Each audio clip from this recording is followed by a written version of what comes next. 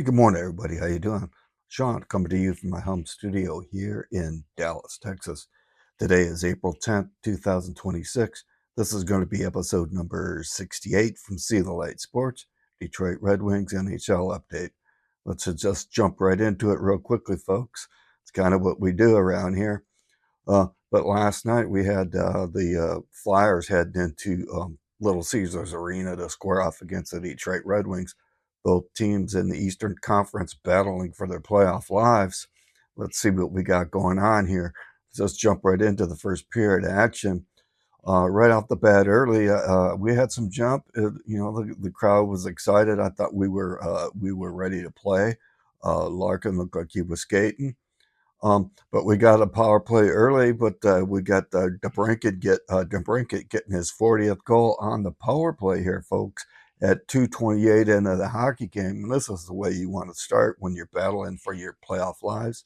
And you pretty much need to run the tables in your final four games of your centennial season. But nonetheless, that was a great start for the home crowd there at Little Caesars, and a way to get it going. It's so much easier playing hockey where you don't got to battle uphill all night, and it was one of those nights for us, and it was good to see. But nonetheless, later in the period at the 13:24 mark, you had Dvorak tied up 1-1, where it stayed after one period. Here we go, heading into the second period, really quickly in. We're on the power play still. 5-on-3, you had Moritz Seider 32 seconds in on the power play on a nice one-timer. Man, that was a beauty of a shot. Go watch that highlight of that goal. That was sweet.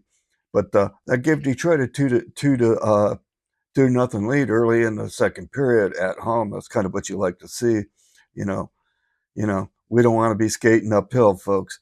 And then, a minute later here, still on the power play, you had Dylan Larkin widening that lead at 3-2, driving one home there on some nice play and movement on the puck on the power play.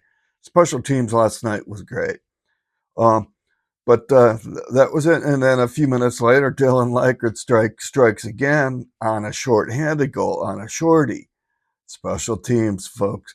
This was at the 4:56 mark, giving Detroit a 4-1 lead, and it was making it look like it was going to be easy night for our boys, battling hard, skating hard, and battling for our lives, basically. But a few minutes later, you had a Porter Martin come down and get the Flyers some hope there towards the end of the period, making it a 4-2 lead for Detroit. Heading into the third period, we go. Teams battling, teams skating. We're looking good, but I'll make note that Gibson got ran into and he was taken out, and Talbot was playing. But in the third period here, we have Patrick Kane early, 7:01, giving some insurance goals here at the Patty Kane at the 7:01 mark, giving Detroit a 5-2 lead. And then a little bit later, we had Larkin going down at the 11:39 mark, giving it a 6-2 lead, getting his hat trick there. So, you had DeBrincat getting his 40th and Larkin getting a hat trick. That was nice to see Larks get the hat trick. He was looking good last night. But nonetheless, that game was pretty much over, man. The Wings pretty much dominated. And we looked pretty decent. Looked like we were hungrier. We got it was a special teams game, and to be honest, folks, playoffs aren't going to be special teams like this. But nonetheless, in the closing minutes, you had former wing Luke Glendening, get a tip in there at the 18 and some change mark. But it was all but over. Final there was 6-3.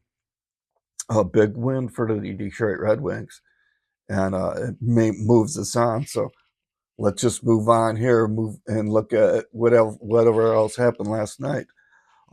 It was a pretty busy night, a lot of games going on last night, folks. And what we want to do is, we can't really pay much of attention. All we got to really look at is Ottawa and hope that they lose, but we got to win outright. But let's look at what happened last night. A lot of games. Off the bat, you had Toronto and New York. The Islanders won that one 5-3. Columbus, we got some help here with Buffalo beating Columbus 5-0. Montreal beat Tampa Bay and moved in the second the Atlantic there, folks. Ottawa, which we needed to lose, won 5-1.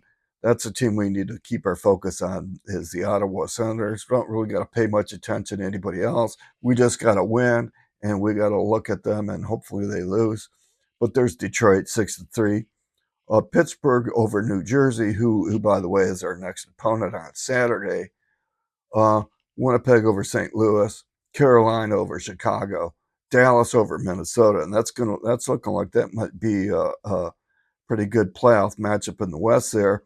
I like Dallas; they're looking good. I wish we had Jim Nell in the mix, but I'm gonna bite my tongue on that one for now.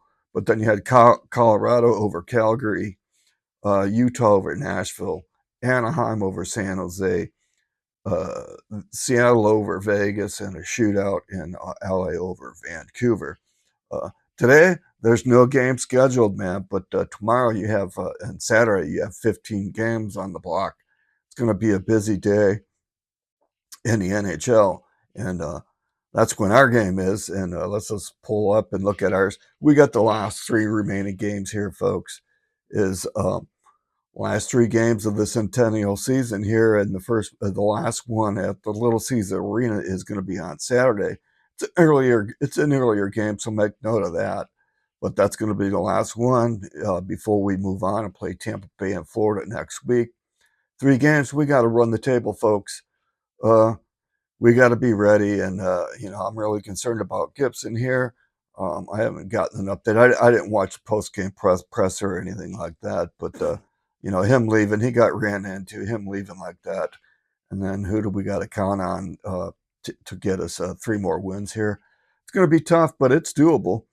But nonetheless, let's move on and look at the wild card race. It's tight, folks, man. Here we go. There you can see. You can look at the Canadians with their streak, going 9-1-0 in their last 10 and 2 in a row.